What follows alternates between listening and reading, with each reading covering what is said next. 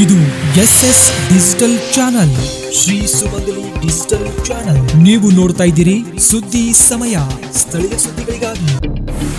ಸುದ್ದಿ ಸಮಯದ ಪ್ರಾಯೋಜಕರು Mahalakshmi jewellers, gold hub, main road, Kalaburagi.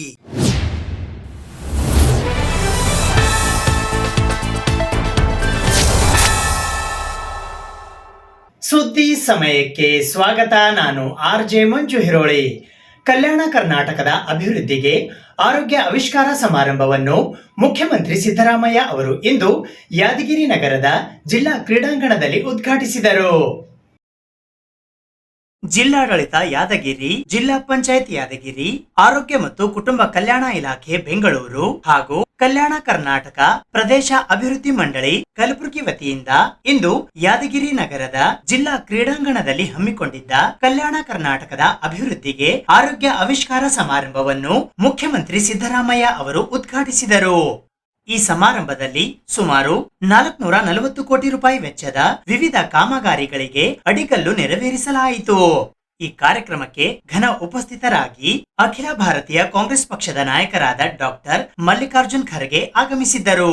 ಗೌರವ ಉಪಸ್ಥಿತರಾಗಿ ಉಪಮುಖ್ಯಮಂತ್ರಿಗಳಾದ DK ಶಿವಕುಮಾರ್, ಸಣ್ಣ ಕೈಗಾರಿಕೆ ಮತ್ತು ಸಾರ್ವಜನಿಕ ಉದ್ಯಮಿಗಳ ಹಾಗೂ ಯಾದಗಿರಿ ಜಿಲ್ಲಾ ಉಸ್ತುವಾರಿ ಸಚಿವರಾದ ಶರಣಬಸಪ್ಪ ಗೌಡ ದರ್ಶನಾಪುರ್, ಆರೋಗ್ಯ ಮತ್ತು ಕುಟುಂಬ ಕಲ್ಯಾಣ ಇಲಾಖೆಯ ಸಚಿವರಾದ ದಿನೇಶ್ ಗುಂಡೂರಾವ್, ಸಮಾಜ ಕಲ್ಯಾಣ ಇಲಾಖೆಯ ಸಚಿವರಾದ ಡಾಕ್ಟರ್ HC ಮಹದೇವಪ್ಪ, ಯೋಜನೆ ಮತ್ತು ಸಾಂಖ್ಯಿಕ ಇಲಾಖೆಯ ಸಚಿವರಾದ D ಸುಧಾಕರ್, ಅರಣ್ಯ ಸಚಿವರಾದ ಈಶ್ವರ್ ಖಂಡ್ರೆ, ಸಣ್ಣ ನೀರಾವರಿ ಇಲಾಖೆಯ ಸಚಿವರಾದ NS ಬೋಸರಾಜು, ವೈದ್ಯಕೀಯ ಶಿಕ್ಷಣ ಸಚಿವರಾದ ಡಾಕ್ಟರ್ ಶರಣ ಪ್ರಕಾಶ್ ಪಾಟೀಲ್, ಪೌರಾಡಳಿತ ಸಚಿವರಾದ ರಹೀಂ ಖಾನ್, ಕರ್ನಾಟಕ ರಾಜ್ಯ ನೀತಿ ಆಯೋಗದ ಉಪಾಧ್ಯಕ್ಷರಾದ BR ಪಾಟೀಲ್, ಕಲ್ಯಾಣ ಕರ್ನಾಟಕ ಪ್ರದೇಶ ಅಭಿವೃದ್ಧಿ ಮಂಡಳಿಯ ಅಧ್ಯಕ್ಷರು ಹಾಗೂ ಜೇವರ್ಗಿ ಮತಕ್ಷೇತ್ರದ ಶಾಸಕರಾದ ಡಾಕ್ಟರ್ ಅಜಯ್ ಧರಂ ಸಿಂಗ್, ಗುರ್ಮಿಟ್ಕಲ್ ಮತಕ್ಷೇತ್ರದ ಶಾಸಕರಾದ ಶರಣಗೌಡ ಕಂದಕೂರ್, ಬಸನಗೌಡ ದದ್ದಲ್, ಬಾಬುರಾವ್ ಚಿಂಚನ್ಸೂರ್, ಸಮಾರಂಭದ ಅಧ್ಯಕ್ಷತೆಯನ್ನು ವಹಿಸಿದ್ದ ಶಾಸಕ ಶರಣಗೌಡ ತುನ್ನೂರ್, ಲೋಕಸಭಾ ಸಂಸದರಾದ ಕುಮಾರ್ ನಾಯಕ್, ರಾಧಾಕೃಷ್ಣ ದೊಡ್ಡಮನಿ, ಸೈಯದ್ ನಾಸಿರ್ ಹುಸೇನ್, ಅಫ್ಜಲ್ಪುರ ಮತಕ್ಷೇತ್ರದ ಶಾಸಕರಾದ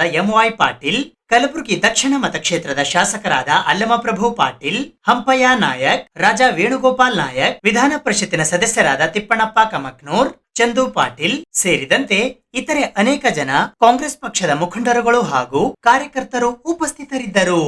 ನೀವೆಲ್ಲ ಎಷ್ಟು ದೊಡ್ಡ ಸಂಖ್ಯೆಯಲ್ಲಿ ಕಲ್ಯಾಣ ಕರ್ನಾಟಕದಲ್ಲಿ ನಮ್ಮ ಶಾಸಕರನ್ನು ಕೂಡ ಕೊಟ್ಟಿದ್ದೀರಿ. 140 ಜನ ಶಾಸಕರನ್ನು ಆಯ್ಕೆ ಮಾಡಿ ವಿಧಾನಸೌಧಕ್ಕೆ ಕಳಿಸ್ಕೊಟ್ಟಿದ್ದೀರಿ. ಕಳಿಸ್ಕೊಟ್ಟಂತ ಮೊದಲನೇ ದಿನ ನಿಮ್ಮ ಋಣವನ್ನು ತೀರಿಸುವಂತ ಕೆಲಸವನ್ನ ನಾವು ಮಾಡ್ಕೊಂಡು ನಾವು ಬಂದಿದ್ದೇವೆ. ಇವತ್ತು ನಮ್ಮ ದರ್ಶನಾಪುರವರು, ನಿಮ್ಮ ಜಿಲ್ಲಾ ಸಚಿವರು, ನಮ್ಮ ಆರೋಗ್ಯ ಸಚಿವರು, ನಮ್ಮ ಲೋಕಸಭಾ ಸದಸ್ಯರುಗಳು ರಾಧಾಕೃಷ್ಣ ಮತ್ತು BV ನಾಯಕರು ಮತ್ತು ಈ ಜಿಲ್ಲೆಯ ಎಲ್ಲ ಶಾಸಕರುಗಳು ಅವರೆಲ್ಲ ಸೇರಿ ಇವತ್ತು ನಮ್ಮ ಪ್ರಿಯಾಂಕ್ ಖರ್ಗೆ ಅವರು ಇವತ್ತು ಇಲ್ಲಿಲ್ಲ. ಅಜಯ್ ಸಿಂಗ್ ರವರು ಕಲ್ಯಾಣ ಕರ್ನಾಟಕದ ಅಧ್ಯಕ್ಷ ಕೆಲಸ ಮಾಡ್ತಾ ಇದ್ದಾರೆ. ಕಲ್ಯಾಣದ ಪಥ ಅಭಿವೃದ್ಧಿಯ ರಥ ಆಗಿ ಇವತ್ತು ಉಳ್ಕೊಂಡಿದೆ. ಅದಕ್ಕೆ ಇಂಥ ದೊಡ್ಡ ಭವ್ಯವಾಗಿ ಸೇರುವಂತ ಜನಸಮೂಹವೇ ಇವತ್ತು ಸಾಕ್ಷಿಯಾಗಿ ಇವತ್ತು ಉಳ್ಕೊಂಡಿದೆ. ಈ ಭಾಗದ ಅಭಿವೃದ್ಧಿಯನ್ನ ದಿಕ್ಕನ್ನ ಬದಲಾಯಿಸಿ ಇಡೀ ಕರ್ನಾಟಕ ರಾಜ್ಯಕ್ಕೆ ಒಂದು ದೊಡ್ಡ ಸಂದೇಶವನ್ನ ಇವತ್ತು ನಾವೆಲ್ಲ ಕೊಟ್ಟಿದ್ದೇವೆ. ಪ್ರತಿ ಹಳ್ಳಿಗೂ ಕೂಡ, ಎಲ್ಲ ರಂಗದಲ್ಲೂ ಕೂಡ ಶೈಕ್ಷಣಿಕವಾಗಿ, ಆರೋಗ್ಯವಾಗಿ, ಗ್ರಾಮೀಣ ಅಭಿವೃದ್ಧಿ ಮತ್ತು ಉದ್ಯೋಗ, ರಸ್ತೆಗಳು, ಎಲ್ಲ ರಂಗದಲ್ಲೂ ಇವತ್ತು ಅಭಿವೃದ್ಧಿಯನ್ನು ನಾವು ಮಾಡ್ಕೊಂಡು ನಾವು ಬಂದಿದ್ದೇವೆ. ಇವತ್ತು ಆರೋಗ್ಯದಲ್ಲಿ ಸುಮಾರು 416 ಕೋಟಿ ರೂಪಾಯಿ ವೆಚ್ಚದ ವಿವಿಧ ಕಾಮಗಾರಿಗಳನ್ನ 208 ಕೋಟಿ ರೂಪಾಯಿಯನ್ನ ಕಲ್ಯಾಣ ಕರ್ನಾಟಕದ ಹಣದಿಂದ ಇವತ್ತು ಎಲ್ಲ ಮೇಲ್ದರ್ಜೆಗೆ ಏರಿಸಿ ಬೆಂಗಳೂರು ನಗರವನ್ನು ಬಿಟ್ಟರೆ ಈ ಒಂದು ಹೈದರಾಬಾದ್ ಕರ್ನಾಟಕದಲ್ಲಿ, ಈ ಒಂದು ಕಲ್ಯಾಣ ಕರ್ನಾಟಕದಲ್ಲಿ ಆರೋಗ್ಯಕ್ಕೆ ಒಂದು 2ನೇ ಸ್ಥಾನವನ್ನ ಇವತ್ತು ರೂಪಿಸಿ, ಏನು ಮಲ್ಲಿಕಾರ್ಜುನ್ ಖರ್ಗೆ ಅವರು ಕಾರ್ಮಿಕ ಸಚಿವರಾಗಿದ್ದಾಗ ಏನು ಒಂದು ಐತಿಹಾಸಿಕವಾದಂತಹ ಕಟ್ಟಡವನ್ನು ವಿಧಾನಸೌಧಕ್ಕೆ ಒಂದು ದೊಡ್ಡ ಕಟ್ಟಡವನ್ನು ಕಟ್ಟಿ ಜನರಿಗೆ ಆರೋಗ್ಯವನ್ನ ಕೊಡ್ಲಿಕ್ಕೆ ಏನು ಒಂದು ಪ್ರಯತ್ನವನ್ನು ಮಾಡಿದ್ದಾರೆ. ಇವೆಲ್ಲ ಸಾಕ್ಷಿಯಾಗಿ ಇವತ್ತು ಉಳ್ಕೊಂಡಿದೆ. ಇದು ಒಂದು ಮಹತ್ವದ ಕಾರ್ಯಕ್ರಮ. ಬಹುಶಃ ಇಷ್ಟೊಂದು ಸಂಖ್ಯೆಯಲ್ಲಿ ಈ ಕಾರ್ಯಕ್ರಮಕ್ಕೆ ಹಾಜರು ಆಗ್ಬೋದು ಅಂತ ಹೇಳಿ ನನಗನ್ಸಿರಲಿಲ್ಲ. ಆದರೆ ನಮ್ಮ ಮಂತ್ರಿಗಳು ಮತ್ತು ಇಲ್ಲಿನ ಅಧಿಕಾರಿಗಳು ಮತ್ತು ಕಾರ್ಯಕರ್ತರು ಇವರೆಲ್ಲರೂ ಸೇರಿ ಲಕ್ಷಾಂತರ ಜನರಿಗೆ ಇವತ್ತು ನೀವು ಸೇರಿಸಿದ್ರಿ. ಅದಕ್ಕೆ ನಿಮ್ಮೆಲ್ಲರಿಗೆ ನಾನು ಧನ್ಯವಾದಗಳನ್ನು ಅರ್ಪಿಸ್ತೇನೆ. ಬಂಧುಗಳೇ, ಇವತ್ತು ಸುಮಾರು 440 ಕೋಟಿ ರೂಪಾಯಿ, ಅದರಲ್ಲಿ KKRDB ಅಂದ್ರೆ ನಮ್ಮ ಕಲ್ಯಾಣ ಕರ್ನಾಟಕ ಆರ್ಟಿಕಲ್ 371J, ಅದರ ಕೆಳಗೆ 208 ಕೋಟಿ, ಎರಡೂ ಸೇರಿ 440 ಕೋಟಿ ರೂಪಾಯಿ ಹಣವನ್ನ ಯಾದಗಿರಿ ಜಿಲ್ಲೆಯಲ್ಲಿ ಇವತ್ತು ಖರ್ಚು ಮಾಡ್ತಾ ಇದ್ದಾರೆ. ಬಹುಶಃ ಇಡೀ ರಾಷ್ಟ್ರದಲ್ಲಿ ಯಾವುದಾದ್ರೆ ಒಂದು ಸರ್ಕಾರ ನುಡಿದಂತೆ ನಡೆದಿರುವಂತಹ ಒಂದು ಸರ್ಕಾರ ಇದೆ ಅಂದ್ರೆ ಅದು ನಮ್ಮ ಕಾಂಗ್ರೆಸ್ ಪಕ್ಷದ ಸರ್ಕಾರ, ಸನ್ಮಾನ್ಯ ಸಿದ್ದರಾಮಯ್ಯ ಅವರ ಒಂದು ಸರ್ಕಾರ ಹೇಳಿದ್ರೆ ತಪ್ಪಾಗಲ್ಲ ಬಂಧುಗಳೇ. ಕಳೆದ ಒಂದು ಅವಧಿಯಲ್ಲಿ 2013ರಿಂದ 2018ವರೆಗೆ 165 ಭರವಸೆಯಲ್ಲಿ ನಮ್ಮ ಸರ್ಕಾರ 158 ಭರವಸೆಯನ್ನು ಈಡೇರಿಸಿದೆ. ಈ ಬಾರಿ ಏನು 5 ಗ್ಯಾರಂಟಿಗಳನ್ನು ಅನುಷ್ಠಾನ ಮಾಡಿ ಮಾನ್ಯ ಮುಖ್ಯಮಂತ್ರಿ ಅವರು ಕರ್ನಾಟಕ ರಾಜ್ಯದಲ್ಲಿ ಇರ್ತಕ್ಕಂಥ ಹಳ್ಳಿ ಕಟ್ಟ ಕಡೆ ಮನುಷ್ಯನಿಗೆ ಪ್ರತಿಯೊಂದು ಗ್ಯಾರಂಟಿ ಸುಮಾರು 1,35,00,000 ನೇರವಾಗಿ ಬಡವರಿಗೆ ಮುಟ್ತಕ್ಕಂಥ ಕಾರ್ಯ ಯಾರಾದ್ರೂ ಮಾಡಿದ್ದಾರೆ ಅಂದ್ರೆ ಇದು ನಮ್ಮ ಕಾಂಗ್ರೆಸ್ ಪಕ್ಷದ ಸರ್ಕಾರ, ಸನ್ಮಾನ್ಯ ಸಿದ್ದರಾಮಯ್ಯ ಅವರ ಸರ್ಕಾರ. ಚುನಾವಣೆಗಿಂತ ಮೊದಲು ನಾವು ಹೇಳಿದ್ದೀವಿ, ನಾವು ಅಧಿಕಾರಕ್ಕೆ ಬಂದ ನಂತರ ನಾವು ಕಲ್ಯಾಣ ಕರ್ನಾಟಕ ಒಂದು ಭಾಗಕ್ಕೆ ಅಭಿವೃದ್ಧಿಗಾಗಿ 5,000 ಕೋಟಿ ಅನುದಾನ ನಾವು ಇಡ್ತೀವಂತ ಮಾನ್ಯ ಮುಖ್ಯಮಂತ್ರಿ ಅವರು ನಮ್ಮ ಪ್ರಣಾಳಿಕೆಯಲ್ಲಿ ಎಲ್ಲ ಮುಖಂಡರು ನಾವು ಹೇಳಿದ್ದೀವಿ. ನುಡಿದಂತೆ ನಾವು ನಡೆದಿದ್ದೀವಿ. ಜಿಲ್ಲೆಯಲ್ಲಿ ಮುಖ್ಯಮಂತ್ರಿಗಳು ಮೊಟ್ಟ ಮೊದಲನೇ ಬಾರಿಗೆ ಈ ಭಾಗದಲ್ಲಿ ಸಾವಿರಾರು ಕೋಟಿಯ ಮಂಜೂರು ಮಾಡಿ ಇವತ್ತು ಕೇವಲ ಈ ಆರೋಗ್ಯ ಇಲಾಖೆಯಲ್ಲಿ ಸುಮಾರು 440 ಕೋಟಿ ರೂಪಾಯಿಯ ಇವತ್ತು ಅಡಿಗಲ್ಲು ಆಗ್ತಕ್ಕಂಥ ಕೆಲಸ ಇವತ್ತು ಆಗ್ತಾ ಇದೆ. ಮೊಟ್ಟ ಮೊದಲನಾಗಿ ತಮ್ಮೆಲ್ಲರೂ ಕೂಡ ಯಾದಗಿರಿ ಜನತೆಗೆ ಈ ದೊಡ್ಡ ಪ್ರಮಾಣದಲ್ಲಿ ತಾವು ಸೇರಿ ಈ ಕಾರ್ಯಕ್ರಮವನ್ನು ಯಶಸ್ವಿ ಮಾಡಿದರೆ ತಮಗೆ ಎಲ್ಲರಿಗೂ ಕೂಡ ಕೈ ಮುಗಿದು ಧನ್ಯವಾದಗಳನ್ನು ಹೇಳ ಬಯಸ್ತೇನೆ. ಯಾಕಂದ್ರೆ ಇವತ್ತು ಯಾವುದೇ ಕಾರ್ಯಕ್ರಮ ಯಶಸ್ವಿ ಆಗಬೇಕಾದ್ರೆ ಇವತ್ತು ಜನರು ಬಹಳ ಮುಖ್ಯ. ಈಗಾಗಲೇ ಸಾಕಷ್ಟು ಮಾತುಗಳನ್ನು ನಮ್ಮ ಹಿರಿಯ ನಾಯಕರಾಗಿರ್ತಕ್ಕಂಥ ಡಾಕ್ಟರ್ ಮಲ್ಲಿಕಾರ್ಜುನ್ ಖರ್ಗೆಜಿ ಅವರು, ಉಪಮುಖ್ಯಮಂತ್ರಿಗಳಾಗಿರ್ತಕ್ಕಂಥ DK ಶಿವಕುಮಾರ್ ಅವರು ಮತ್ತು ವಿಶೇಷವಾಗಿ ಅಜಯ್ ಸಿಂಗ್ ಅವರು ಸಾಕಷ್ಟು ಮಾತನಾಡಿದ್ದಾರೆ. ಇವತ್ತು ಈ 2 ವರ್ಷದ ಅವಧಿಯಲ್ಲಿ ಕಾಂಗ್ರೆಸ್ ಪಕ್ಷ ಅಧಿಕಾರ ಬಂದ ಮೇಲೆ ಸನ್ಮಾನ್ಯ ಸಿದ್ದರಾಮಯ್ಯ ಅವರು ಮುಖ್ಯಮಂತ್ರಿ ಆದ ಮೇಲೆ ಇವತ್ತು ಸಾಕಷ್ಟು ಅಭಿವೃದ್ಧಿ ಕೆಲಸಗಳನ್ನು ನಾವೆಲ್ಲ ಕಾಣ್ತಾ ಇದ್ದೀವಿ. ಈ ಭಾಗದಲ್ಲಿ ವಿಶೇಷವಾಗಿ ಇವತ್ತು ನೀರಾವರಿ ಇರ್ಬೋದು, ಆರೋಗ್ಯ ಕ್ಷೇತ್ರದಲ್ಲಿರ್ಬೋದು, ಶಿಕ್ಷಣ ಕ್ಷೇತ್ರದಲ್ಲಿರ್ಬೋದು, ಇನ್ಫ್ರಾಸ್ಟ್ರಕ್ಚರ್ ಅಲ್ಲಿ ಇರ್ಬೋದು, ಇವೆಲ್ಲದೂ ಕೂಡ ಸರ್ಕಾರ ಮಟ್ಟದಿಂದ ಹೆಚ್ಚಿನ ಒಂದು ಹಣಕಾಸು ಕೊಡುವ ಮುಖಾಂತರ ಈ ಭಾಗದ ಅಭಿವೃದ್ಧಿಗೆ ನಾಂದಿ ಆಡ್ತಕ್ಕಂಥ ಕೆಲಸ ಇವತ್ತು ಸನ್ಮಾನ್ಯ ಮುಖ್ಯಮಂತ್ರಿಗಳು ಮತ್ತು ವೇದಿಕೆ ಮೇಲೆ ಇರ್ತಕ್ಕಂಥ ಬಹುತೇಕ ಎಲ್ಲ ಸಚಿವರು ಕೂಡ ಇವತ್ತು ಈ ಭಾಗದ ಜನರಿಗೆ ಸಮಸ್ಯೆಗಳನ್ನ ಇವತ್ತು ನಾವು ಓದಂತ ಸಂದರ್ಭದಲ್ಲಿ ಇವತ್ತು ಮಾಡಿಕೊಟ್ಟಿರ್ತಕ್ಕಂಥ ಕೆಲಸ. ಎಲ್ಲ ವಿಷಯಗಳನ್ನ ಬಹುತೇಕ ಪ್ರಸ್ತಾಪ ಮಾಡಿದ್ದಾರೆ. ಈ ಒಂದು ಕಾರ್ಯಕ್ರಮ ಏನಿದೆ ನಿಜವಾಗ್ಲೂ ಒಂದು ಐತಿಹಾಸಿಕ ಕಾರ್ಯಕ್ರಮ ಅಂತ ಹೇಳಲೇಬೇಕಾಗ್ತದೆ. ನಾವು ಅನೇಕ ಬಾರಿ ಅನೇಕ ಕಾರ್ಯಕ್ರಮಗಳು ಐತಿಹಾಸಿಕ ಅಂತ ಹೇಳ್ತೀವಿ. ಕೆಲವು ನಿಜವಾಗ್ಲೂ ಐತಿಹಾಸಿಕ ಆಗಿರ್ತದೆ, ಕೆಲವು ಐತಿಹಾಸಿಕ ಆಗಿರೋದಿಲ್ಲ. ಆದರೆ ಈ ಕಾರ್ಯಕ್ರಮ ಬಹುಶಃ ಕರ್ನಾಟಕ ರಾಜ್ಯದ ಆರೋಗ್ಯ ಇಲಾಖೆ ಇತಿಹಾಸದಲ್ಲಿ ಒಂದೇ ಸಮಯದಲ್ಲಿ ಒಂದೇ ನಿರ್ಣಯ ಅಡಿಯಲ್ಲಿ ಇಷ್ಟೊಂದು ದೊಡ್ಡ ಪ್ರಮಾಣದ ಕೆಲಸಗಳು ಆಗಿರ್ತಕ್ಕಂಥದ್ದು ನನಗನ್ಸುತ್ತೆ ನಮ್ಮ ರಾಜ್ಯದ ಇತಿಹಾಸದಲ್ಲೇ ಯಾವತ್ತೂ ಕೂಡ ಆಗಿಲ್ಲ ಅಂತ ದೊಡ್ಡ ಕಾರ್ಯಕ್ರಮ ಇವತ್ತು ಕಲ್ಯಾಣ ಕರ್ನಾಟಕ ಭಾಗಕ್ಕೆ ಸನ್ಮಾನ್ಯ ಸಿದ್ದರಾಮಯ್ಯ ಅವರು ನೀಡಿದ್ದಾರೆ. ಏನು ಕಲಬುರಗಿಯಲ್ಲಿ ಆದ ಸಚಿವ ಸಂಪುಟ ಸಭೆ ಆಯಿತು, ಆ ಸಂದರ್ಭದಲ್ಲಿ ಕಲ್ಯಾಣ ಕರ್ನಾಟಕ ಭಾಗಕ್ಕೆ ವಿಶೇಷವಾದಂಥ ಆದ್ಯತೆ ಕೊಡಬೇಕು ಅಂತ ಹೇಳಿ ಯಾವ ಒಂದು ಉದ್ದೇಶ ಇಟ್ಕೊಂಡು ಆ ಸಚಿವ ಸಂಪುಟ ಸಭೆ ಆಯಿತು. ಅವಾಗ ನಾವು ಆರೋಗ್ಯ ಇಲಾಖೆಯಿಂದ ಏನು ಮಾಡಬೇಕು ಈ ಕಲ್ಯಾಣ ಕರ್ನಾಟಕಕ್ಕೆ ಅಂತ ಅನೇಕ ಚರ್ಚೆಗಳನ್ನು ಮಾಡ್ತಾ ಇದ್ದು. ಕಲ್ಯಾಣ ಕರ್ನಾಟಕ ಬೋರ್ಡ್ನಿಂದನೂ ಕೂಡ ಅಜಯ್ ಸಿಂಗ್ ಅವರು ಮತ್ತು ಅನೇಕ ಎಲ್ಲ ಇಲ್ಲಿಯ ಹಿರಿಯ ಮುಖಂಡರುಗಳು ಬಹಳಷ್ಟು ಯೋಜನೆಗಳನ್ನು ತರಬೇಕು ಅಂತ ಅವರ ಒಂದು ಒತ್ತಾಸೆ ಆಗಿತ್ತು. ನಾವು ಅದನ್ನು ಒಂದು ಒಳ್ಳೆಯ ಪ್ರಸ್ತಾವನೆ ಸಲ್ಲಿಸಬೇಕು ಅಂತ ಹೇಳಿ ಬಹಳ ವೈಜ್ಞಾನಿಕವಾಗಿ ಯಾವ್ಯಾವ ಕ್ಷೇತ್ರಕ್ಕೆ ಏನೇನು ಅಗತ್ಯತೆ ಇದೆ, ಜನಸಂಖ್ಯೆ ಆಧಾರ, ಬೇಡಿಕೆ ಆಧಾರ ಎಲ್ಲವನ್ನು ಕೂಡ ಇಟ್ಕೊಂಡು ನಾವು ಹೆಚ್ಚನ್ನು ಯಾರನ್ನು ಕೂಡ ಕೇಳ್ದೇನೆ ನಾವು ಅದನ್ನು ತಯಾರು ಮಾಡಿ 371 371 ವಿಧಿ ಜೆ ಇದನ್ನ ಸೇರಿಸಿದ್ದಾರೆ. ಕಾರಣ ಯಾಕಪ್ಪ ಅಂತಂದ್ರೆ ಈ ಭಾಗ ಅತ್ಯಂತ ಹಿಂದುಳಿದಿದೆ. ಹಿಂದುಳಿದಿರೋ ಭಾಗ ಅಭಿವೃದ್ಧಿ ಆಗಬೇಕು. ಅದಕ್ಕೋಸ್ಕರ 371 ಜೆ 2012ರಲ್ಲಿ ತಿದ್ದುಪಡಿ ಆಯಿತು.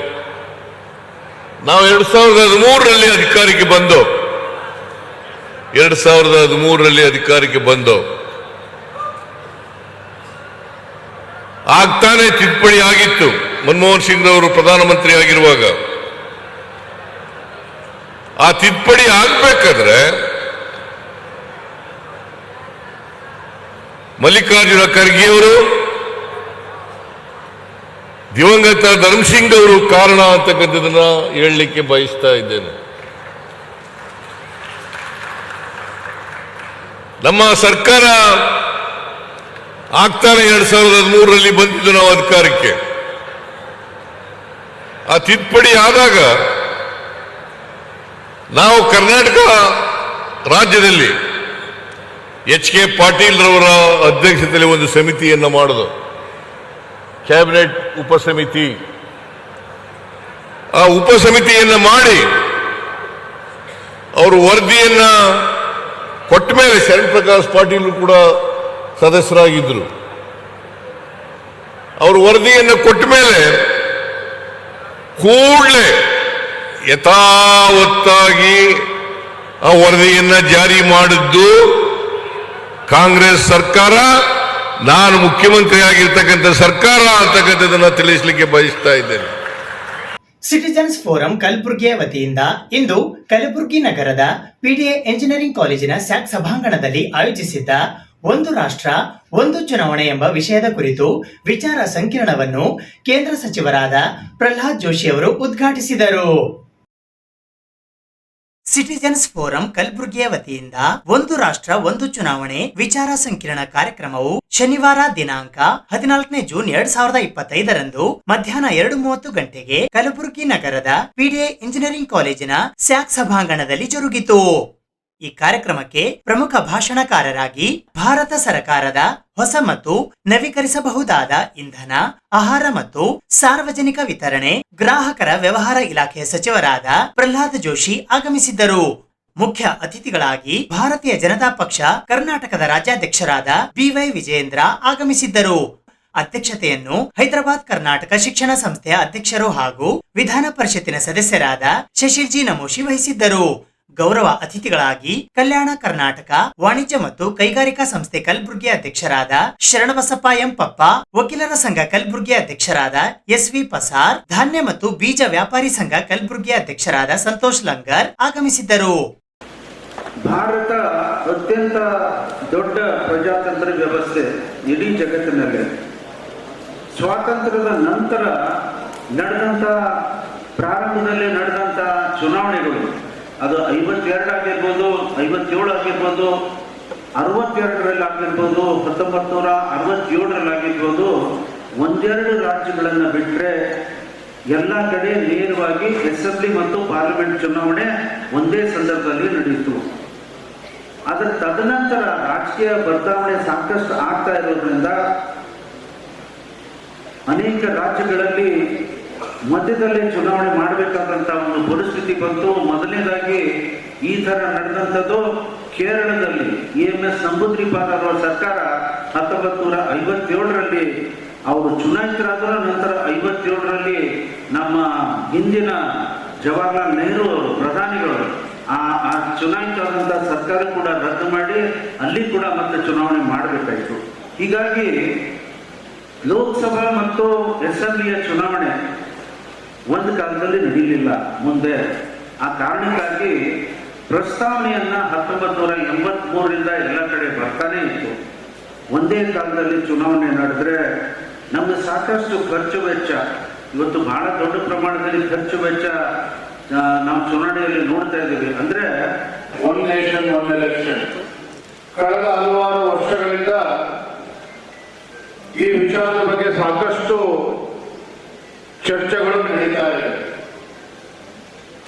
ನಿಜವಾಗ್ಲೂ ಕೂಡ ಅವಶ್ಯಕತೆ ಇದೆಯಾ ಈ ದೇಶದಲ್ಲಿ ಒಂದು ದೇಶ ಒಂದು ಚುನಾವಣೆ ಅವಶ್ಯಕತೆ ಇದೆಯಾ ಅಂತ ಸಾಕಷ್ಟು ಚರ್ಚೆಗಳು ನಡೀತಾರೆ. ನಮ್ಮ ಒಂದು ಪಕ್ಷದ ಮ್ಯಾನಿಫೆಸ್ಟೋದಲ್ಲೂ ಸಹ ಈ ಒಂದು ಅಂಶಕ್ಕೆ ಹೆಚ್ಚು ಒತ್ತನ್ನು ಕೂಡ ನಾವು ಹಿಂದಿನಿಂದಲೂ ಕೂಡ ನಾವು ನೀಡ್ಕೊಂಡು ಬಂದಿದ್ದೇವೆ. ಆದರೆ ನಾನು ಇವತ್ತು ಸಿಟಿಜನ್ ಫೋರಂ ಈ ವೇದಿಕೆಯಲ್ಲಿ ಶಿಕಾರಿಪುರ ಕ್ಷೇತ್ರದ ಶಾಸಕನಾಗಿ ಅಲ್ಲ ಅಥವಾ ಭಾರತೀಯ ಜನತಾ ಪಾರ್ಟಿ ಅಧ್ಯಕ್ಷನಾಗೂ ಕೂಡ ಅಲ್ಲ, ಒಬ್ಬ ಕ್ರಿಯಾಶೀಲ ಭಾರತೀಯನಾಗಿ ನಿಜವಾಗ್ಲೂ ಕೂಡ ಅದರ ಅವಶ್ಯಕತೆ ಇದೆಯಾ ಅನ್ನೋದನ್ನ ನಾವಿವತ್ತು ಚರ್ಚೆ ಮಾಡಬೇಕಾಗಿದೆ. ಆತ್ಮೀಯರಾಗಿರ್ತಕ್ಕಂಥ ನಮೋಶ್ ಅವರು ಹೇಳಿದಾಗೆ ಸ್ವಾತಂತ್ರ್ಯ ನಂತರದಲ್ಲಿ 1952ರಲ್ಲಿ 1957ರಲ್ಲಿ ತದನಂತರದಲ್ಲಿ 1962ರಲ್ಲೂ ಸಹ our country had simultaneous elections, ಅಂದ್ರೆ ಲೋಕಸಭೆ ಮತ್ತು ವಿಧಾನಸಭೆ ಚುನಾವಣೆ ಒಟ್ಟೊಟ್ಟಿಗೆ ನಡ್ಕೊಂಡು ಬಂದಿರತಕ್ಕಂಥದ್ದು. ಅದೇ ತದನಂತರದಲ್ಲಿ ಕಾರಣಾಂತರಗಳಿಂದ ಉಪಚುನಾವಣೆಗಳು ಬೇರೆ ಬೇರೆ ರಾಜ್ಯದಲ್ಲಿ ನಡೆದಂತಹ ಸಂದರ್ಭದಲ್ಲಿ ಆ ಪ್ರಕ್ರಿಯೆ ಹಾಗೆ ಮುಂದುವರಿಸೋದಕ್ಕೆ ಸಾಧ್ಯ ಆಗಲಿಲ್ಲ. ಅನೇಕರಿಗೆ ಒಂದು ಭ್ರಮೆ ಇದೆ. ನಮ್ಮ ದುರ್ದೈವದಿಂದ ಸ್ವಾತಂತ್ರ್ಯೋತ್ತರದ ಸಂದರ್ಭದಲ್ಲಿ ನಮಗೆ ಕಲಿಸಿದ್ದು ಅದನ್ನೇ ಕಲಿಸಿದ್ರು. ಬ್ರಿಟಿಷರು ಬಂದ ನಂತರನ ದೇಶ ಒಂದಾಯ್ತು ಅಂತ ಹೇಳಿದರು. This is the most unfortunate thing. ಉತ್ತರಂ ಯತ್ ಸಮುದ್ರಶ್ಚ ಹಿಮಾತ್ರೈಶ್ಚ ಸಕ್ಷಣಂ ವರ್ಷಂ ತದ್ ಭಾರತಂ ನಾಮ ಭಾರತೀಯತ್ರ ಸಂತತಿ ಅಂತ ವಿಷ್ಣು ಪುರಾಣದಲ್ಲಿ ಹೇಳಿತ್ತು. ವಿಷ್ಣು ಪುರಾಣ ಯಾವಾಗಿಂದ? 5000 ವರ್ಷದ. ದೇಶ ಬಾಕಿ ದೇಶಗಳು, ಬಾಕಿ ನಾಗರಿಕತೆಗಳು ಕಣ್ಣು ತೆಗೆಯುವಕ್ಕಿಂತ ಮೊದಲು, ಕಣ್ಣು ಬಿಡುವುದಕ್ಕಿಂತ ಮೊದಲು ಭಾರತ ಇತ್ತು. ಜಗತ್ತು ಭಾಷೆಯ ವಿಷಯದಲ್ಲಿಯೂ ಕೂಡ ಶೈಶಾವಸ್ಥೆಯಲ್ಲಿದ್ದಾಗ ಅತ್ಯುತ್ತಮವಾದಂಥ ವ್ಯಾಕರಣ ಸೂತ್ರವನ್ನು ಕೊಟ್ಟಂತಹದ್ದು ಕೂಡ ಇದೇ ಭಾರತ ಅನ್ನೋದನ್ನು ನಾವು ಮರಿಬಾರದು ಸ್ನೇಹಿತರೆ.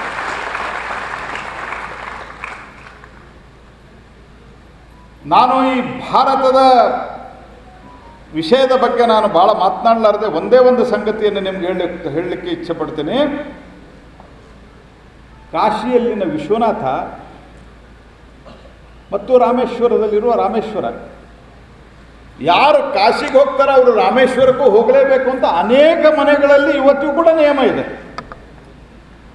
ಯಾರು ಮಾಡಿದ್ರಪ್ಪ? ದೇಶ ಒಂದು ಅಲ್ಲ, ಬ್ರಿಟಿಷರು ಬಂದ ಮೇಲೆ ಆಗಿದ್ದಾನಂತ ಹೇಳ್ತಾರಲ್ಲ, ಅವರು ಮೊದಲು ಅರ್ಥ ಮಾಡ್ಕೋ. ಮತ್ತು ಜಗತ್ತಿನೊಳಗ ಪ್ರಜಾಪ್ರಭುತ್ವದ ಕಲ್ಪನೆಯನ್ನು 12ನೇ ಶತಮಾನ ಅದಕ್ಕಿಂತ ಮೊದಲು ಈ ದೇಶದೊಳಗೆ ಪ್ರಜಾಪ್ರಭುತ್ವದ ಕಲ್ಪನೆ ಅತ್ಯಂತ ಸ್ಪಷ್ಟವಾಗಿತ್ತು. ಕರ್ನಾಟಕದ ಮಟ್ಟಿಗೆ ಹೇಳಬೇಕಾದ್ರೆ ಅನುಭವ ಮಂಟಪದ ಮೂಲಕ ಜಗತ್ತಿಗೆ ಮೊದಲನೇ ಪಾರ್ಲಿಮೆಂಟನ್ನು ಕೊಟ್ಟಂಥವ್ರು ಯಾರಾದರೆ ಅದು ಸಮಾಜ ಸುಧಾರಕ ಬಸವಣ್ಣನವರು ಸ್ನೇಹಿತರು. ಈ ಕಾರ್ಯಕ್ರಮದಲ್ಲಿ ಮಾಜಿ ಲೋಕಸಭಾ ಸದಸ್ಯರಾದ ಡಾಕ್ಟರ್ ಉಮೇಶ್ ಜಾಧವ್, ಮಾಜಿ ಸಚಿವರಾದ ಮುರುಗೇಶ್ ನಿರಾಣಿ ಸೇರಿದಂತೆ ಇತರೆ ಅನೇಕ ಜನ ಬಿಜೆಪಿ ಪಕ್ಷದ ಮುಖಂಡರುಗಳು ಹಾಗೂ ಕಾರ್ಯಕರ್ತರು ಉಪಸ್ಥಿತರಿದ್ದರು. ಭಾರತೀಯ ಜನತಾ ಪಕ್ಷದ ಕರ್ನಾಟಕದ ರಾಜ್ಯಾಧ್ಯಕ್ಷರಾದ ಬಿವೈ ವಿಜೇಂದ್ರ ಅವರು ಇಂದು ಕಲಬುರಗಿ ನಗರದ ನಾಗನಹಳ್ಳಿ ರಿಂಗ್ ರಸ್ತೆಯ ಸಮೀಪದ ಬಿಜೆಪಿ ಜಿಲ್ಲಾ ಕಚೇರಿಯಲ್ಲಿ ಪತ್ರಿಕಾಗೋಷ್ಠಿಯನ್ನು ಉದ್ದೇಶಿಸಿ ಮಾತನಾಡಿದರು. ದಿನಾಂಕ 14 ಜೂನ್ 2025ರಂದು ಮಧ್ಯಾಹ್ನ 12:30 ಗಂಟೆಗೆ ನಾಗನಹಳ್ಳಿ ರಿಂಗ್ ರಸ್ತೆಯ ಸಮೀಪದ ಬಿಜೆಪಿ ಪಕ್ಷದ ಜಿಲ್ಲಾ ಕಚೇರಿಯಲ್ಲಿ ಬಿಜೆಪಿ ರಾಜ್ಯಾಧ್ಯಕ್ಷರಾದ ಬಿವೈ ವಿಜೇಂದ್ರ ಅವರು ಪತ್ರಿಕಾಗೋಷ್ಠಿಯನ್ನ ನಡೆಸಿದರು. ನರೇಂದ್ರ ಮೋದಿಜಿಯವರು 2014ರಲ್ಲಿ ಪ್ರಧಾನಮಂತ್ರಿ, ಅದಕ್ಕೆ ಮುಂಚಿತವಾಗಿ ಗುಜರಾತಿನ ಮುಖ್ಯಮಂತ್ರಿಗಳಾಗಿ ತಮ್ಮದೇ ಆದಂಥ ಒಂದು ಅನುಭವವನ್ನು ಪಡೆದುಕೊಂಡು 2014ರ ಪರಿಸ್ಥಿತಿ ಹೇಗಿತ್ತಪ್ಪ ಈ ದೇಶದಲ್ಲಿ ಅಂತ ಹೇಳಿದ್ರೆ, ಕೇಂದ್ರದ ಮನಮೋಹನ್ ಸಿಂಗ್ ಅವರ ನೇತೃತ್ವದ UPA ಸರ್ಕಾರ ಸತತವಾಗಿ ಹಗರಣಗಳ ಒಂದು ಸರಮಾಲೆಯಲ್ಲಿ ಸಿಲುಕಿ ಹಾಕೊಂಡು 2G ಸ್ಕ್ಯಾಮ್ ಇರ್ಬೋದು, ಕೋಲ್ ಸ್ಕ್ಯಾಮ್ ಇರ್ಬೋದು, ಕಾಮನ್ವೆಲ್ತ್ ಗೇಮ್ಸ್ ಸ್ಕ್ಯಾಮ್ಗಳು ಇರ್ಬೋದು, ಹೌಸಿಂಗ್ ಸ್ಕ್ಯಾಮ್ ಇರ್ಬೋದು, ಅಂದ್ರೆ ಒಂದಲ್ಲ ಎರಡಲ್ಲ ಸುಮಾರು 12 ಲಕ್ಷ ಕೋಟಿಗೂ ಹೆಚ್ಚು ಹಗರಣಗಳು ಈ ದೇಶದಲ್ಲಿ ಆ UPA ಸರ್ಕಾರದಲ್ಲಿ ನಡೀತಾ ಇತ್ತು. ಒಂದು ರೀತಿ ಯುವ ಜನತೆಗೆ ವಿಶ್ವಾಸವೇ ಹೊರಟೋಗಿತ್ತು. ಭಾರತದಲ್ಲಿ ಯಾವುದೊಂದು ಅಭಿವೃದ್ಧಿಯನ್ನ ಕಾಣೋದಕ್ಕೆ ಸಾಧ್ಯ ಇಲ್ಲ, ಭಾರತ ಅಂತಕ್ಕಂಥ ಬೃಹತ್ ದೇಶದಲ್ಲಿ ಒಂದು ಭ್ರಷ್ಟಾಚಾರ ರಹಿತ ಆಡಳಿತವನ್ನ ನಾವು ನಿರೀಕ್ಷೆ ಮಾಡೋದಕ್ಕೆ ಸಾಧ್ಯ ಇಲ್ಲ ಅನ್ನುವ ನಿರ್ಧಾರಕ್ಕೆ ದೇಶದ ಜನತೆ ಬಂದಿದ್ರು. ಆದ್ರೆ ಅಂತ ಸಂದರ್ಭದಲ್ಲಿ ಈ ದೇಶಕ್ಕೂ ಕೂಡ ಉಜ್ವಲ ಭವಿಷ್ಯ ಇದೆ. ಭಾರತದಲ್ಲಿ ಒಂದು ಭ್ರಷ್ಟಾಚಾರ ರಹಿತ ಆಡಳಿತವನ್ನ ನೀಡಬಹುದು. ಭಾರತವು ಕೂಡ ಜಗತ್ತಿನ ಇತರ ಅಭಿವೃದ್ಧಿ ಹೊಂದಿರತಕ್ಕಂಥ ರಾಷ್ಟ್ರಗಳ ಸಾಲಿನಲ್ಲಿ ಬಂದು ತಲುಪಬಹುದು. ಈ ವಿಶ್ವಾಸನ ಕೊಟ್ಟಿರ್ತಕ್ಕಂಥವರು ದೇಶದ ನೆಚ್ಚಿನ ನಾಯಕ ನರೇಂದ್ರ ಮೋದಿಜಿ ಅವರು 2014ರಲ್ಲಿ ಭರವಸೆ ಇಟ್ಟರು. 2014ರಲ್ಲಿ ನರೇಂದ್ರ ಮೋದಿಜಿಯವರ ನೇತೃತ್ವದಲ್ಲಿ ಸ್ಪಷ್ಟ ಬಹುಮತದೊಂದಿಗೆ ಕೇಂದ್ರದಲ್ಲಿ ಅಧಿಕಾರಕ್ಕೆ ಬಂದಂತ ಬಿಜೆಪಿ ನೇತೃತ್ವದ NDA ಸರ್ಕಾರ, ನರೇಂದ್ರ ಮೋದಿಜಿ ನೇತೃತ್ವದ NDA ಸರ್ಕಾರ 5 ವರ್ಷಗಳನ್ನು ಪೂರೈಸಿ 2019ರಲ್ಲಿ ಮತ್ತೊಮ್ಮೆ ಅಧಿಕಾರಕ್ಕೆ ಬಂದು ಈಗ 3ನೇ ಬಾರಿಗೆ ಅಧಿಕಾರಕ್ಕೆ ಬಂದಿರತಕ್ಕಂಥದ್ದು ನಾವೆಲ್ಲರೂ ಕೂಡ ಗಮನಿಸಿದ್ದೇವೆ. ಹಾಗಾದ್ರೆ ಏನಪ್ಪ 11 ವರ್ಷಗಳ ಸುದೀರ್ಘ ಆಡಳಿತದಲ್ಲಿರ್ತಕ್ಕಂಥ ನರೇಂದ್ರ ಮೋದಿಜಿ ನೇತೃತ್ವದ NDA ಸರ್ಕಾರ ಕೇವಲ ಭಾರತೀಯ ಜನತಾ ಪಾರ್ಟಿ ಕಾರ್ಯಕರ್ತರಿಗಷ್ಟೇ ಅಲ್ಲ, ದೇಶದ ಜನತೆಗೂ ಕೂಡ ಇವತ್ತು ಸಂತೋಷ ಇದೆ.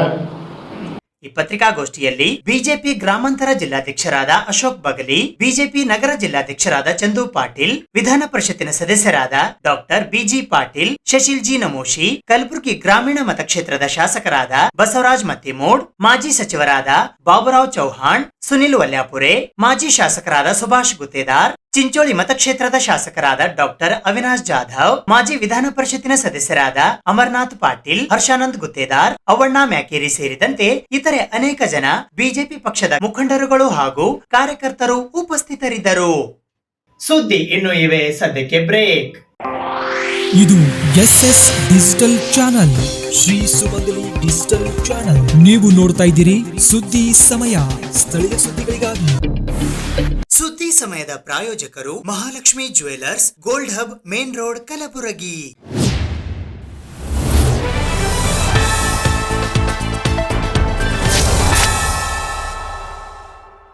ಜೂನ್ 15ರಂದು ಕಲಬುರಗಿಯಲ್ಲಿ ವಿಜಯ್ ಸೌಹಾರ್ದ ಕ್ರೆಡಿಟ್ ಸಹಕಾರಿ ಸಂಘದ ಕಲಬುರಗಿ ಶಾಖೆಯ ಉದ್ಘಾಟನಾ ಸಮಾರಂಭ ಜರುಗಲಿದೆ ಎಂದು ಮಾಜಿ ಸಚಿವರಾದ ಮುರುಗೇಶ್ ನಿರಾಣಿಯವರು ತಿಳಿಸಿದ್ದಾರೆ. ವಿಜಯ್ ಎಂಆರ್ಎನ್ ಸೌಹಾರ್ದ ಕ್ರೆಡಿಟ್ ಸಹಕಾರಿ ಸಂಘ ಮುಧೋಳ್ ಕಲಬುರಗಿ ಶಾಖೆ ಅಂದರೆ 67ನೇ ಶಾಖೆಯ ಉದ್ಘಾಟನಾ ಸಮಾರಂಭವು ರವಿವಾರ ದಿನಾಂಕ 15ನೇ ಜೂನ್ 2025ರಂದು ಮುಂಜಾನೆ 10:30 ಗಂಟೆಗೆ ಕಲಬುರಗಿ ನಗರದ ರಾಮಮಂದಿರ ರಸ್ತೆಯ ಹೋಟೆಲ್ ಅನಂತ ಆಮಂತ್ರಣ ಹತ್ತಿರವಿರುವ ಶ್ವೇತಾ ಡೆಂಟಲ್ ಹಾಸ್ಪಿಟಲ್ ಹತ್ತಿರ ಜರುಗಲಿದ್ದು, ಉದ್ಘಾಟನಾ ಸಮಾರಂಭವು ಕಲಬುರಗಿ ನಗರದ ರಾಮಮಂದಿರ ವೃತ್ತದ ಹತ್ತಿರವಿರುವ ವೆಂಕಟೇಶ್ ಯರಗೋಳ್ ಮಂಗಲ ಕಾರ್ಯಾಲಯದಲ್ಲಿ ಜರುಗಲಿದೆ ಎಂದು ಮಾಜಿ ಸಚಿವರಾದ ಮುರುಗೇಶ್ ನಿರಾಣಿಯವರು ಇಂದು ಮಧ್ಯಾಹ್ನ 1:30 ಗಂಟೆಗೆ ಕಲಬುರಗಿ ನಗರದ ಐವನಶಾಹಿ ಅತಿಥಿ ಗೃಹದಲ್ಲಿ ಸುದ್ದಿಗೋಷ್ಠಿಯ ಮೂಲಕ ಮಾಹಿತಿ ನೀಡಿದ್ದಾರೆ. ಕರ್ನಾಟಕದಲ್ಲಿ ಬಾಗಲಕೋಟೆ ಜಿಲ್ಲೆಯಲ್ಲಿ 2007ರಲ್ಲಿ ಒಂದು ವಿಜಯ ಸೌಹಾರ್ದ ಸಹಕಾರಿ ಸಂಘ ಅನ್ನುವಂಥದ್ದನ್ನು ನಾವು ಪ್ರಾರಂಭ ಮಾಡಿದ್ದೀವಿ. ಅದು ಇವತ್ತು ಆ ಸಂದರ್ಭದಲ್ಲಿ 10 ಲಕ್ಷ ರೂಪಾಯಿಗಳ ಷೇರು ಬಂಡವಾಳದಲ್ಲಿ ಪ್ರಾರಂಭವಾಗಿರುವಂಥದ್ದು ಒಂದು ಬ್ರ್ಯಾಂಚಿನಿಂದ ಇವತ್ತು ಒಟ್ಟು 68 ಬ್ರ್ಯಾಂಚ್ಗಳು ವಿಜಯ ಸೌಹಾರ್ದ ಹೆಸರಿಂದ ಆಗಿದೆ. ಕಳೆದ ವರ್ಷ 3,000 ಕೋಟಿ ರೂಪಾಯಿಗಳು ಅಂದಾಜು ಅದರಲ್ಲಿ ಠೇವಣಿಗಳಿದೆ. 45,000 ಕೋಟಿ ಮೇಲೆ ಈ ಬ್ಯಾಂಕಿನ ವ್ಯವಹಾರಗಳಾಗಿದೆ.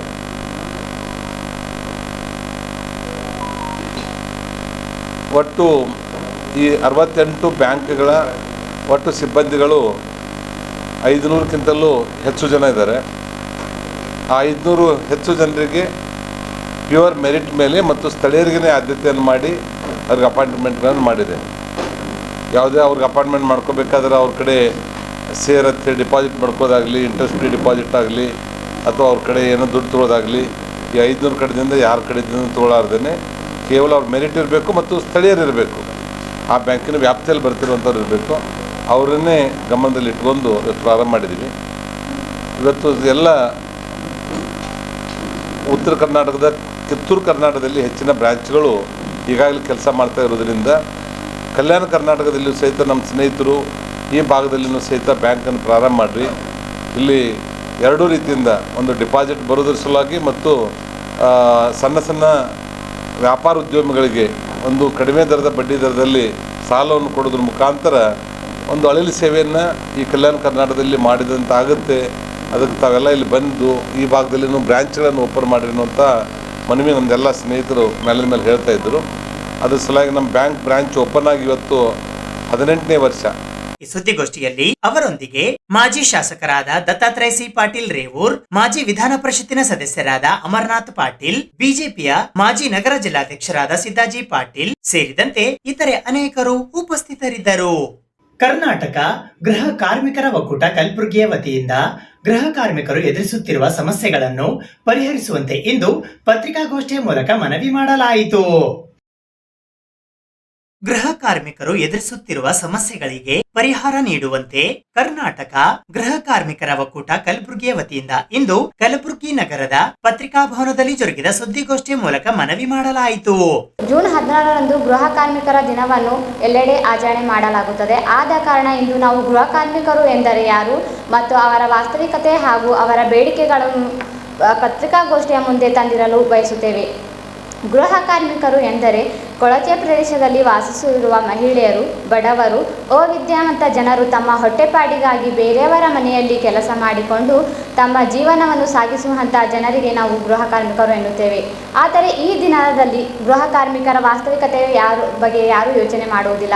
ಅವರ ವಾಸ್ತವಿಕತೆಯು ಹೇಗಿದೆ ಎಂದರೆ ಒಂದು ಊರಿಂದ ಇನ್ನೊಂದು ಊರಿಗೆ ಬಂದು ವಲಸೆ ಬಂದು ಅವರು ಇನ್ನೊಬ್ಬರ ಮನೆಯಲ್ಲಿ ಕೂಲಿ ಕೆಲಸ ಮಾಡಿಕೊಂಡು ಜೀವನ ನಡೆಸುವಂತಾಗಿದೆ ಮತ್ತು ಅವರ ಆಹಾರ ಪದ್ಧತಿ, ಭಾಷೆ ಎಲ್ಲವನ್ನು ತೊರೆದು ಅನೇಕ ಸಮಸ್ಯೆಗಳನ್ನು ಎದುರಿಸುತ್ತಾ ಇನ್ನೊಬ್ಬವರ ಮನೆಯಲ್ಲಿ ಕೆಲಸ ಮಾಡಿಕೊಂಡು ಅವರ ಜೀವನ ಸಾಗಿಸುತ್ತಿದ್ದಾರೆ. ಬಹುತೇಕ ಅವಿದ್ಯಾವಂತ ಮಹಿಳೆಯರು ತಮ್ಮ ಮನೆ ಕೆಲಸ ಆಧಾರದ ಮೇಲೆ ತಮ್ಮ ಜೀವನವನ್ನು ಸಾಗಿಸುತ್ತಿದ್ದಾರೆ. 100ರಲ್ಲಿ 90ರಷ್ಟು ಜನರು ಹುಡುಗಿಯರು ಮತ್ತು ಮಹಿಳೆಯರು ಮನೆ ಕೆಲಸದಲ್ಲೇ ತೊಡಗಿಕೊಂಡಿದ್ದಾರೆ. ಹೀಗಾಗಿ ಅವರು ವಾಸ್ತವಿಕವಾಗಿ ಅನೇಕ ಸಮಸ್ಯೆಗಳಿಂದ ಬಳಲುತ್ತಿದ್ದಾರೆ. ಮನೆ ಕೆಲಸಗಾರರು ಅನೇಕ ಬೇಡಿಕೆಗಳನ್ನು ನಮ್ಮ ಮುಂದೆ ಇರಿಸಿದ್ದಾರೆ. ಆ ಬೇಡಿಕೆಗಳು ಇಂದು ನಾವು ನಿಮ್ಮ ಮುಂದೆ ಪ್ರಸ್ತುತಪಡಿಸುತ್ತಿದ್ದೇವೆ. ಮೊದಲನೆಯದಾಗಿ, ಕೆಲಸದ ಸ್ಥಳದಲ್ಲಿ ನಡೆಯುವ ಲೈಂಗಿಕ ಕಿರುಕುಳಗಳನ್ನು ತಡೆಗಟ್ಟಬೇಕು ಮತ್ತು ESI ಭವಿಷ್ಯ ನಿಧಿ ಪಿಂಚಣಿಗಳನ್ನು ಅವರಿಗೆ ನೀಡಬೇಕು ಹಾಗೂ ಉದ್ಯೋಗಿಗಳ ರಾಜ್ಯ ವಿಮೆಗೆ ಒಳಪಡಿಸಬೇಕು. ಸಂಬಳ ಹೆಚ್ಚಳ ಮಾಡಿ ಅವರಿಗೆ ಜೀವನಾಧಾರಿತ ಕೂಲಿಯನ್ನು ನೀಡಬೇಕೆಂದು ಇಂದು ನಾವು ಇಲ್ಲಿ ಬೇಡಿಕೆಯನ್ನು ಇಟ್ಟಿದ್ದೇವೆ. ಹಾಗೂ ಸಾಮಾಜಿಕ ಭದ್ರತಾ ಮಂಡಳಿಯ ರಚನೆಯಾಗಬೇಕು. ವೆಚ್ಚದ GST ಇರುವ ಕಾರಣ ಈಗಿನ ಪರಿಸ್ಥಿತಿ ಎಲ್ಲದ ಬೆಲೆ ಹೆಚ್ಚಾಗಿದ್ದ ಕಾರಣ ಅವರಿಗೆ ಸಂಬಳವು ಹೆಚ್ಚಳವಾಗಬೇಕು. ಈ ಸುದ್ದಿಗೋಷ್ಠಿಯಲ್ಲಿ ಕರ್ನಾಟಕ ಗೃಹ ಕಾರ್ಮಿಕರ ಒಕ್ಕೂಟ ಕಲಬುರಗಿ ಅಧ್ಯಕ್ಷರಾದ ನರಸಮ್ಮ, ಖಜಾಂಚಿಗಳಾದ ಶರಣಮ್ಮ, ಸಂಯೋಜಕರಾದ ಸಿಸ್ಟರ್ ಸಿಂಥಿಯಾ, ಕಾನೂನು ಸಲಹೆಗಾರರಾದ ಸಿಸ್ಟರ್ ವಸಂತ, ಸದಸ್ಯರಾದ ಮಾಲಾಶ್ರೀ, ಸಂಯೋಜಕಿ ರಾಜೇಶ್ರೀ ಸೇರಿದಂತೆ ಇತರರು ಉಪಸ್ಥಿತರಿದ್ದರು. ಹಳೆಯ ದ್ವೇಷದಿಂದ ತಮ್ಮ ಮಗನನ್ನು ಕೊಲೆ ಮಾಡಲಾಗಿದೆ ಎಂದು ಕಲಬುರಗಿ ಜಿಲ್ಲೆ ಆಳಂದ ತಾಲೂಕಿನ ಮಾದನಹಿಪ್ಪರಗ ಗ್ರಾಮದ ನಿವಾಸಿ ದುರ್ಗಪ್ಪ ನಿಂಬಾಳ್ಕರ್ ಅವರು ಇಂದು ಪತ್ರಿಕಾಗೋಷ್ಠಿಯ ಮೂಲಕ ಆರೋಪಿಸಿದ್ದಾರೆ. ಯಾವುದೋ ಹಳೆಯ ಉದ್ದೇಶದಿಂದ ಆರೋಪಿತರೆಲ್ಲರೂ ಸೇರಿಕೊಂಡು ಒಳಸಂಚಿನಿಂದ ವಿನಾಕಾರಣ ತಮ್ಮ ಮಗನನ್ನು ಕೊಲೆ ಮಾಡಿದ್ದಾರೆ ಎಂದು ಕಲಬುರಗಿ ಜಿಲ್ಲೆ ಆಳಂದ ತಾಲೂಕಿನ ಮಾದನಹಿಪ್ಪರಗ ಗ್ರಾಮದ ನಿವಾಸಿಯಾದ ದುರ್ಗಪ್ಪ ತಂದೆ ರಾಮಚಂದ್ರ ನಿಂಬಾಳ್ಕರ್ ಅವರು ಇಂದು ಕಲಬುರಗಿ ನಗರದ ಪತ್ರಿಕಾ ಭವನದಲ್ಲಿ ಜರುಗಿದ ಸುದ್ದಿಗೋಷ್ಠಿಯ ಮೂಲಕ ಆರೋಪಿಸಿದ್ದಾರೆ. ದಿನಾಂಕ 2/5/2025 ಒಂದು ಪ್ರಕರಣ ದಾಖಲಾಗಿದೆ. ಗುನ್ನೆ ನಂಬರ್ 0039/2025. ಇದರಲ್ಲಿ BNSS ಕಾಯ್ದೆ 103 ಮತ್ತು P Act 1989 ಅದರಲ್ಲಿ 2(5) ಕ್ಲಾಸ್ ಇದರಲ್ಲಿ ಪ್ರಕರಣ ದಾಖಲಾಗಿದೆ. ಇದರ ವಿವರ ಏನಂತಂದರೆ, ಕಾಜಪ್ಪ ಅಂತಕ್ಕಂಥ ಒಬ್ಬ ಹುಡುಗ, ಆತ BA ಪದವೀಧರನಾಗಿದ್ದ. ಏನು ಸರ್ಕಾರಿ ಪದವಿ ಮಹಾವಿದ್ಯಾಲಯ ಅಂದರೆ ಶಿವಲಿಂಗೇಶ್ವರ ಮಹಾವಿದ್ಯಾಲಯದಲ್ಲಿ ಆತ ಟೆಂಪರರಿಯಾಗಿ ಕಂಪ್ಯೂಟರ್ ಆಪರೇಟರ್ ಆಗಿ ಕೆಲಸ ಮಾಡ್ತಾ ಇದ್ದ. ಜೊತೆಗೆ ಕೆಲವು ಆನ್ಲೈನ್ ಅರ್ಜಿಗಳನ್ನು ಹಾಕೋದ್ರ ಮುಖಾಂತರ ರೇಷನ್ ಕಾರ್ಡ್ ಆಗಿರ್ಬೋದು, ಆಧಾರ್ ಕಾರ್ಡ್ ತಿದ್ದುಪಡಿ ಆಗಿರ್ಬೋದು, ಬೇರೆ ಬೇರೆ ವಿಷಯಗಳಲ್ಲಿ ಆತ ಕೆಲಸ ಮಾಡ್ತಿದ್ದ. ಕಂಪ್ಯೂಟರ್ ಇತ್ತು ಜೊತೆಯಲ್ಲಿ. ಆತ ಮನೆಗೂ ಕೂಡ ಕೆಲಸ ಮಾಡ್ತಿದ್ದ. ಒಂದು ಕ್ಷುಲ್ಲಕ ಕಾರಣಕ್ಕಾಗಿ ಆತನನ್ನು ಕೊಲೆ ಮಾಡತಕ್ಕಂಥ ಒಂದು ದುಷ್ಕೃತ್ಯ ನಡೆದಿದೆ. ಈ ಆನ್ಲೈನ್ ಅರ್ಜಿ ಹಾಕುವಾಗ ಕೆಲವೊಂದು ಸರಿಯಾದ ದಾಖಲಾತಿ ಇಲ್ಲದೆ ಹೋದರೆ ಅವು ತಿರಸ್ಕೃತವಾಗ್ತವೆ. ಎಲ್ಲರೂ ಸ್ವೀಕೃತ ಆಗಿವೆ, ನನ್ನವೇ ಯಾಕೆ ರಿಜೆಕ್ಟ್ ಆಗಿದೆ ಅಂತಕ್ಕಂಥ ಒಂದು ಕ್ಷುಲ್ಲಕ ಕಾರಣಕ್ಕಾಗಿ ಅದನ್ನೇ ಮನಸ್ಸಿನಲ್ಲಿ ಇಟ್ಕೊಂಡು ಒಂದು ದುಷ್ಟಕೂಟವನ್ನು ರಚನೆ ಮಾಡಿಕೊಂಡು ಕೊಲೆಗೆ ಸಂಚು ರೂಪ ಮಾಡ್ತವೆ. ಏನು ಶಿವಲಿಂಗೇಶ್ವರ ಜಾತ್ರೆ ಮಾದನಿಪ್ಪರ್ಗದಲ್ಲಿ ಆ ಒಂದು ಸಂದರ್ಭದಲ್ಲಿ ಆತನ ಸ್ನೇಹಿತನೊಂದಿಗೆ ಬಸವೇಶ್ವರ ಚೌಕದಿಂದ ಮೆರವಣಿಗೆ ನಡೆದು ಶಿವಲಿಂಗೇಶ್ವರ ದೇವಸ್ಥಾನವರೆಗೆ ತಲುಪಿದ್ದಲ್ಲಿ ಆ ಸಂದರ್ಭದಲ್ಲಿ ಪಾತ್ರಧಾರಿಗೆ ಮಾಲಾರ್ಪಣೆ ಮಾಡ್ತಕ್ಕಂಥದ್ದು ಎಲ್ಲ ಇತ್ತು. ಆ ಒಂದು ಸಂದರ್ಭದಲ್ಲಿ ತನ್ನ ತಂದೆಯಾದ ದುರ್ಗಪ್ಪರಿಗೆ ಫೋನ್ ಮಾಡಿ, ನಾನು ಮನೆಗೆ ಬರಬೇಕಾಗಿದೆ, ಊಟ ಮಾಡಬೇಕು, ಅಡುಗೆ ಏನು ಮಾಡಿರಿ ಅಂತೇಳಿ ಅವ್ರು ಕೇಳ್ತಾರೆ. ಕೇಳಿದ ಮೇಲೆ ರೊಟ್ಟಿ ಪಲ್ಯ ಇದೆ, ಬಂದು ಊಟ ಮಾಡಂತ ಹೇಳ್ತಾರೆ. ಅಲ್ಲಿರ್ತಕ್ಕಂಥ ಸಂಚುಕೋರ, ಇಲ್ಲೇ ಊಟ ಮಾಡೋಣ, ದಾಸೋಹ ಇದೆ, ಮತ್ತೆ ಯಾಕೆ ಮನೆಗೆ ಹೋಗ್ತೀವಿ ಅಂತೇಳಿ ಆತಗೆ ತಡೆದು ಅಲ್ಲಿ ದಾಸೋಹದಲ್ಲಿ ಊಟ ಮುಗಿಸ್ಕೊಂಡು ನಾವು ಮನೆಗೆ ಹೋಗ್ತೀನಿ ಅಂತೇಳಿ ಅಂದಾಗ, ಮನೆಗೆ ಯಾಕೆ ಹೋಗ್ತೀನಿ ಅಂತೇಳಿ ಆತನ್ನು ಇಲ್ಲ ಈ ಕಡೆ ಚೌಡಮ್ಮಗುಡಿ ಕಡೆಯಿಂದನೇ ಹೋಗೋಣ ಅಂತೇಳಿ ಕರ್ಕೊಂಡು ಹೋಗಿ ಅಲ್ಲಿ ಸಂಧಿದಾಗ ಎಲ್ಲ ಜನರಿಗೆ ಏನಂತಂದ್ರೆ ನಿಂದ್ರಿಸಿ ಅಲ್ಲಿ ಅವನ್ನ ಎತ್ತಾಕೊಂಡು ಬೇರೆ ಒಂದು ಹೊಲಕ್ಕೆ ಹೋಗಿ ಆ ಹೊಲದಲ್ಲಿ ಕೊಲೆ ಮಾಡಿ ಆ ಹೆಣವನ್ನು ತಂದ. ಸೃಷ್ಟಿಗೆ ಹೇಳ್ತಾರೆ, ಈ ಕೊಲೆ ನೀನೇ ಮಾಡಿದ್ದೆ ಅಂತೇಳಿ ಒಪ್ಕೋ ಅಂತಾರೆ. ಇಲ್ಲ, ನನ್ನ ಗಂಡ ಮನೆಯಲ್ಲಿಲ್ಲ, ನನ್ನ ಅತ್ತೆ ಮಾವದವ್ರ ಮನೆಯಲ್ಲಿಲ್ಲ, ನಾನ್ಯಾಕೆ ಒಪ್ಕೋಬೇಕು, ನಂದೇನು ಪಾತ್ರ ಇಲ್ಲ ಅಂತೇಳಿ ಹೇಳ್ತಾಳೆ. ಆಗ ಅವರು ಕುಪಿತಗೊಂಡವರು ಆಕೆಯನ್ನು ಕೊಲೆ ಮಾಡ್ತಾರೆ. ಶ್ರೀಮಂತನೂ ಕೂಡ ಅಲ್ಲಿ ಕರೆಸ್ತಾರೆ, ಇದರಲ್ಲಿ ಮುಖ್ಯವಾಗಿ ಅಂತಂದರೆ ಇಲ್ಲಿ ಪೊಲೀಸರ ಲೋಪ ಬಹಳ ಇದೆ. ಏನು ಅಂತಂದರೆ ಇವರು ಒಬ್ಬರು ಬಂದು ಹೇಳ್ತಾರೆ, ನಿನ್ನ ಮಗನಿಗೆ ಕೊಲೆ ಮಾಡಿದ್ದಾರೆ, ಶ್ರೀಮಂತನ ಮನೆ ಮುಂದೆ ಹೆಣ ಬಿದ್ದಿದೆ ಅಂತೇಳಿ ಇವ್ರಿಗೆ ತಿಳಿಸ್ತಾರೆ. ಇವರು ದುಃಖದ ಮಡುವಿನಲ್ಲಿದ್ದಾಗ ಪೊಲೀಸರು ಅದು ಕಂಪ್ಲೇಂಟ್ ಏನು ಬರೆದಿದ್ದಾರೆ ಓದಿ ಹೇಳಿಲ್ಲ. ಆಮೇಲೆ ಇವರು ಬಟ್ಟು ತೊಗೊಂಡಿದ್ದಾರೆ. ಶ್ರೀಮಂತ ಕೊಲೆ ಮಾಡಿದ್ದು ತನ್ನ ಹೆಂಡತಿಗೆ, ಸೃಷ್ಟಿ ಕೊಲೆ ಮಾಡಿದ್ದು ನೀ ಇಸಿಡೆ ಇದ್ದಿದ್ದಿ, ನಿನ್ನ ಹೆಂಡತಿ ಜೊತೆಯಲ್ಲಿ ಏನದ ಅಕ್ರಮ ಸಂಬಂಧದ, ಅನೈತಿಕ ಸಂಬಂಧದ ಕಾಜಪ್ಪಂದು, ಅದಕ್ಕಾಗಿ ನೀನು ಕೊಲೆ ಮಾಡು ಅಂತೇಳಿ ಹೇಳಿದ್ದಕ್ಕೆ ಆತ ಕೊಲೆ ಮಾಡಿದ್ದಾನೆ. ಆದರೆ ಪೊಲೀಸರು ಇಲ್ಲಿ 2 ಜೋಡಿ ಕೊಲೆಗಳಾಗಿವೆ. ಪೊಲೀಸರು ಏನು ಮಾಡಿದ್ದಾರೆ, ಶ್ರೀಮಂತನೇ ಆರೋಪಿ ಮಾಡಿದ್ದಾರೆ. ಇದು ದುಷ್ಕೃತ್ಯ ಆಗೋ ಸಲುವಾಗಿ ಒಂದು ದುಷ್ಟಕೂಟ ಏನು ರಚನೆ ಆಗಿದೆ. ಈ ರಚನೆಯಲ್ಲಿ ಹಲವಾರು ಜನರು ಭಾಗಿಯಾಗಿದ್ದಾರೆ. ಒಬ್ಬರನ್ನೂ ಕೂಡ ಆರೋಪಿ ಮಾಡಿಲ್ಲ. ಒಂದೇ ಒಬ್ಬ ವ್ಯಕ್ತಿಯನ್ನಂತಂದರೆ ಆರೋಪಿ ಮಾಡಿ ಪೊಲೀಸರು ಕೈ ತೆಗೆದುಕೊಂಡಿದ್ದಾರೆ. ಸುದ್ದಿಗೋಷ್ಠಿಯಲ್ಲಿ ಹನುಮಂತ್ ನಿಂಬಾಳ್ಕರ್ ಸೇರಿದಂತೆ ಇತರರು ಉಪಸ್ಥಿತರಿದ್ದರು. ಇದು ಇವತ್ತಿನ ಸುದ್ದಿ ಸಮಯ. ಸ್ಥಳೀಯ ಸುದ್ದಿಗಳಿಗಾಗಿ ನೋಡ್ತಾ ಇರಿ ಸುದ್ದಿ ಸಮಯ. ನಿಮ್ಮ ನೆಚ್ಚಿನ ಸುದ್ದಿ ಸಮಯವನ್ನು ಡೆನ್ ಸೆಟಾಪ್ ಬಾಕ್ಸ್ನ ಚಾನೆಲ್ ಸಂಖ್ಯೆ 746ರಲ್ಲಿ ಪ್ರತಿದಿನ ರಾತ್ರಿ 9 ಗಂಟೆಗೆ, ಮರುಪ್ರಸಾರ ರಾತ್ರಿ 10 ಗಂಟೆಗೆ ಮತ್ತು ಮರುದಿನ ಬೆಳಿಗ್ಗೆ 8 ಗಂಟೆ ಮತ್ತು 9 ಗಂಟೆಗೆ ವೀಕ್ಷಿಸಬಹುದು. ಇದು SS ಡಿಜಿಟಲ್ ಚಾನಲ್, ಶ್ರೀ ಸುಮಂಗಲಿ ಡಿಜಿಟಲ್ ಚಾನಲ್. ನೀವು ನೋಡ್ತಾ ಇದ್ದೀರಿ ಸುದ್ದಿ ಸಮಯ, ಸ್ಥಳೀಯ ಸುದ್ದಿಗಳಿಗಾಗಿ. ಸುದ್ದಿ ಸಮಯದ ಪ್ರಾಯೋಜಕರು Mahalakshmi jewellers, gold hub, main road, Kalaburagi.